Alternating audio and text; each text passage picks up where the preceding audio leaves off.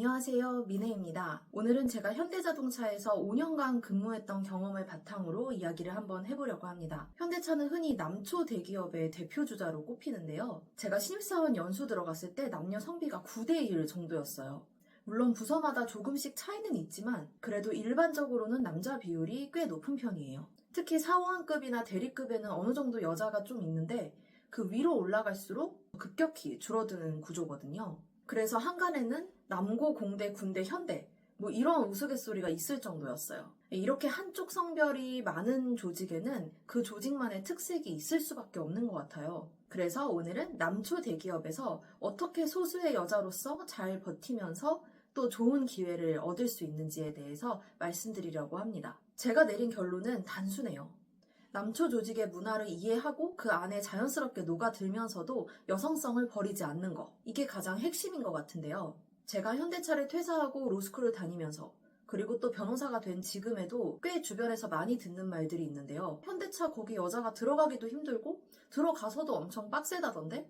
이런 말이었어요. 본인 동기 중 한 명은 현대차 면접을 보러 갔는데 분명 실무진 면접 때까지는 성비가 5대5였대요. 근데 임원 면접을 갔더니 그게 8대2가 되어 있었다고 하더라고요. 여자가 좀 줄어든 거죠. 그리고 또 어떤 지인은 친구가 경력직으로 현대차에 입사를 했는데 입사할 때는 여자 동기들이 몇 명이 더 있었대요.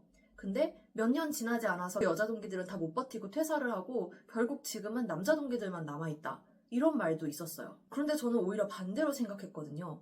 면접장에 여자가 2명밖에 없으면 나머지 1명만 이기면 되는 거 아닌가? 그리고 버티는 여자들이 별로 없다면 그 못 버티는 많은 여자들보다 조금만 더 잘해도 엄청 인정받을 수 있지 않을까? 이렇게요. 사실 저는 학부도 굉장히 남초인 학과를 나왔는데요. 문과기는 한데 어쩌다 보니까 저희 과, 저희 학번이 특히 더 남초였어요. 그래서 남초 조직이 낯설지는 않았어요. 사실은 오히려 그냥 소수라는 이유만으로 더 배려받고 더 좋은 기회를 얻을 수도 있겠다라고 생각을 했죠. 그럼 본격적으로 제가 겪은 남초 대기업에서 여자로 살아남는 법을 한번 얘기해 볼게요. 일단 깔끔한 외모와 단정한 옷차림인데요. 외모는 남녀노소 무관하게 정말 중요한 요소죠. 특히 여자가 소수여서 엄청 눈에 띄게 되는 남초 조직에서는 더더욱 그 중요성이 커집니다. 또 조금만 신경 써도 효과가 크다고 볼 수도 있고요. 제가 말하는 외모 관리란 과하게 꾸미는 게 절대 아니에요. 그냥 남들이 봤을 때 단정하다, 깔끔하다, 세련되다. 약간 이런 느낌을 줄 수 있는 정도로 얘기하는 거거든요. 어느 정도 보통에서 날씬한 정도로 몸을 유지하고 기본 정장이나 정장형 원피스에 구두를 신으면 훨씬 여성스러우면서도 세련되면서도 또 프로페셔널한 느낌까지 줄 수 있어요. 실제로 평범한 직장인이라도 저 사람 뭔가 좀 괜찮은데?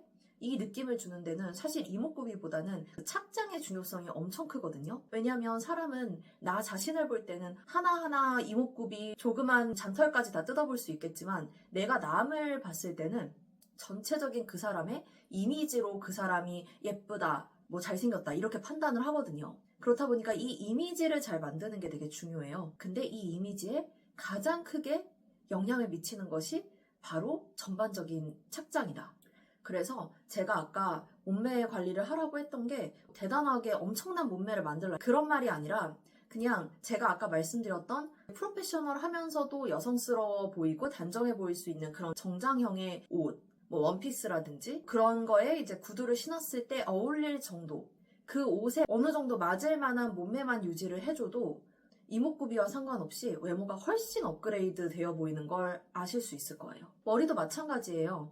여자라고 하면 긴 머리가 그냥 예뻐 보인다고 생각할 수도 있겠지만 매일같이 관리하기 힘들면 오히려 마이너스예요. 중요한 날에만 예뻐 보이는 거 당연히 중요하지만 그냥 일상적으로 출퇴근을 하는 일상에서도 좀 더 단정하고 깔끔하고 예뻐 보이고 여성스러워 보이면 그 효과가 굉장히 크다는 거를 말씀드리고 있기 때문에 매일매일 내가 손질하기 쉬운 머리가 베스트예요. 물론 긴 머리 엄청 손질을 잘하고 손재주가 있으시고 부지런하신 분이라면 추천드리기도 하지만 그게 아니라면 크게 추천하지는 않습니다. 저 같은 경우는 워낙 똥손인데 또 외모에 관심은 많았어요. 그렇다 보니까 저는 아예 머리를 감고 말리기만 하면 따로 손을 쓰지 않아도 그래도 어느 정도 꾸민 것처럼 보이는 머리를 하고 싶었거든요. 그래서 머리는 한 어깨에서 쇄골 정도 길이 오는 중단발 길이로 자르고 머리 위쪽은 매직을 하고 아래쪽은 굵게 C컬펌을 넣어주고 앞머리는 그냥 내지 않았어요. 앞머리가 있는 게 좀 더 어려 보이고 귀여워 보이기도 하는데 잘 관리가 안 된 날에는 또 너무 마음에 안 들어서 이게 또 불편하더라고요. 그래서 얼굴형이 크게 모나지 않으면서 또 똥손인데 어느 정도 스타일링은 하고 싶으신 분들, 그런 분들께 제가 한 머리 스타일은 엄청 추천드리는 스타일이에요. 엄청 화려하고 예쁜 머리는 아니지만 그래도 대충 해도 평타 이상은 가더라고요.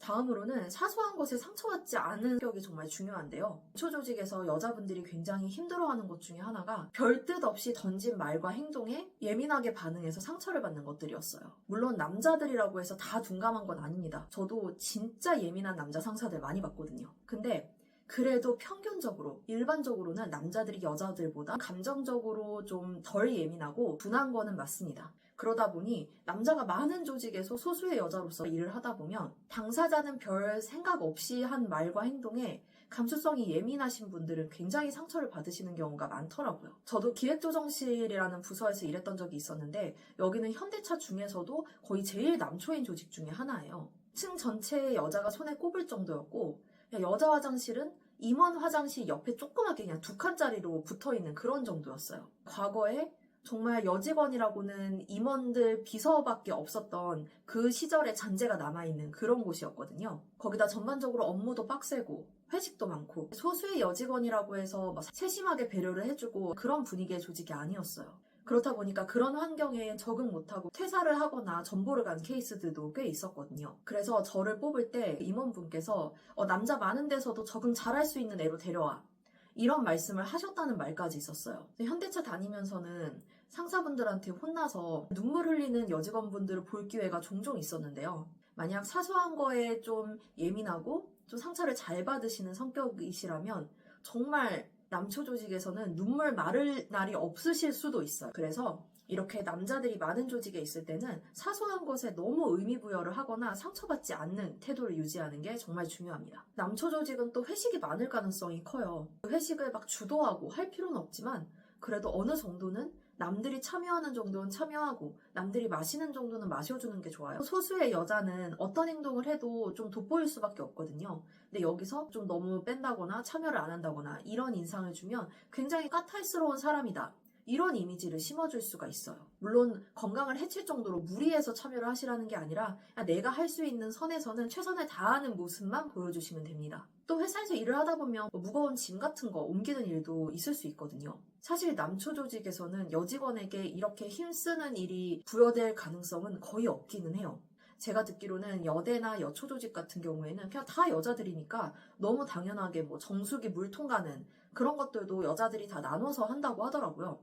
그런데 남초 조직에서는 여자가 아무리 나서서 힘쓰는 일을 하려고 해도 그거를 여자들이 하게 놔두는 경우가 그렇게 많지는 않아요. 그러니까 너무 겁내지 마시고 그냥 다 같이 힘쓰고 있을 때 조금 거들려고 하는 그런 모습만 보여도 드리는 힘 대비 훨씬 이미지가 좋아지시는 효과를 누릴 수 있어요. 저 같은 경우에는 해외 출장 가서도 다 좀 가벼운 짐들이었거든요. 근데 이것저것 앞, 옆, 뒤로 막 다 들고 메고 있으니까 사실은 남자 선배들이 저보다 훨씬 무거운 짐들을 다 짊어지고 있었는데도 불구하고 제가 굉장히 적극적으로 참여하는 그런 이미지로 비춰져서 되게 좋더라고요. 그리고 팀이 자리 이동을 한 적이 있었는데 그때 다른 팀 여직원분들은 딱 본인 물품만 이동하는 거에 비해서 저 같은 경우는 제가 막내다 보니 공용 물품이나 이런 것도 당연하게 제가 다 정리하고 그랬거든요. 사실 그거 정말 힘든 거 아니었어요. 그런데도 가만히 앉아서 손가락 하나 까딱 안 하시는 분들도 계시기 때문에 거기서 조금만 적극적으로 하려는 모습을 보여도 굉장히 이미지가 좋아지시는 효과를 얻을 수 있습니다. 남초 조직은 위계 질서가 꽤 강한 편이에요. 제 경험상 어떤 과장님이 A 사원을 보고 쟤 좀 별론데? 이랬는데도 그 위에 계신 뭐 상무님, 전무님이 쟤 되게 괜찮다 라고 그냥 한두 마디 하시면 그냥 완전히 의견이 바뀌는 거를 본 게 한두 번이 아니거든요. 근데 이게 그냥 윗분이 좋다고 하시니까 나도 좋다고 할래 이게 아니라 정말 이게 좀 뭐라고 해야 되지? 완전히 그냥 세뇌돼서 쟤는 괜찮은 애야 라고 의견 자체가 머릿속에 각인되는 그런 느낌? 약간 무서울 정도였어요. 이거는 조직 내에서 힘 있는 사람이 말이 결국은 기준이 되기 때문인 것 같아요. 그래서 내 바로 위 상사한테만 잘 보이는 게 아니라 더 높은 직급의 분에게 잘 보이는 것도 좀 회사 생활을 멀리 봤을 때는 중요해요. 물론 지위 직급 막론하고 모든 선후배 그리고 동료들과 잘 지낸다면 뭐 최고겠지만 만약 지금 당장 내가 내 바로 위에 뭐 사수라든지 팀장님과 결이 좀 잘 맞지 않는다. 그러면 그보다 좀 더 윗급의 분들하고 잘 지내보는 것도 되게 전략적인 행동이 될 수 있어요. 제가 회사 다니면서 정말 크게 깨달은 한 가지가 있는데요. 아, 혼낼 사람은 내가 혼내지 않아도 되는구나. 일을 못하는 사람은 어디 가서도 못하는구나. 이런 거였거든요. 정말이에요. 일 못해서 민폐 끼치는 후배, 아니면 정말 성격 나쁜 상사, 이런 사람들, 제가 그 사람들에게 대들거나 아니면 혼내지 않아도요, 금방 다른 사람들에게 찍히고 혼나거나 심하게는 퇴사까지 하게 되더라고요. 저는 그래서 일부러 이럴 때 그럴 수 있지 이렇게 무던하게 넘어가면서 좋은 선배 그리고 후배의 이미지를 얻었습니다. 특히 여자가 기가 세다는 평판은 남초 조직에서는 되게 좋지 않거든요. 그렇다 보니까 이렇게 너그러운 태도에 약간 여성스러움까지 같이 가져갈 수 있는 장점도 있어요. 조직이 크면 어디든 파벌이 생길 수밖에 없는 것 같은데요. 저는 항상 중립을 지켰습니다. 물론 한쪽 편에 서면 단기적으로는 좀 더 득을 볼 수도 있겠지만 장기적으로 봤을 때는 권력 구도가 어느 순간 어떻게 재편될지 사실 예상 불가거든요. 이럴 때 또 예상하지 못하는 손해를 보게 될 수가 있어요.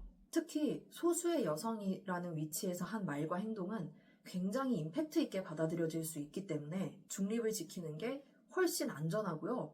또 남초 조직에서 여자가 중립을 지킨다고 해서 한 편을 들지 않는다고 해서 공격당하거나 부담이 될 가능성이 굉장히 적기 때문에 이 방법이 쉽기도 합니다.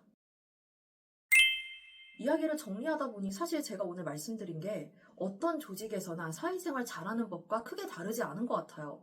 다만 남초 조직에서 소수의 여자라는 특수성 때문에 그 효과가 더 크게 나타나고 작은 차이도 좀 더 크게 느껴진다고 할 수 있을 것 같아요. 제가 오늘 말씀드린 내용을 간략히 정리해보자면 남초 대기업에서 여자로 살아남는 법은 단정한 외모와 예민하지 않은 성격, 적극적인 태도, 멀리 보는 시각, 다정한 인간관계, 그리고 정치적 중립, 이렇게 6개가 될 수 있을 것 같은데요. 어디서든 통하는 원칙이지만 남초 조직에서 일하는 여자로서는 특히 더 중요한 요소들이에요. 저는 이런 방법들로 짧다면 짧고 길다면 긴 5년이라는 시간 동안 현대차에서 잘 버티면서 연차가 높아질수록 더 핵심이라고 불리는 조직들로 옮겨갈 수 있었고, 이것이 현재 제 커리어에도 굉장히 좋은 영향을 미치고 있습니다. 여러분들도 이 영상을 통해 조금이라도 도움을 얻으셨으면 좋겠는데요. 여러분들만의 조직생활 꿀팁이나 오늘 영상에서 궁금하신 점을 댓글로 알려주시면 제가 답변 드릴 수 있는 부분은 최대한 성심성의껏 답변 드리도록 할게요. 그럼 다음 영상으로 또 찾아올게요.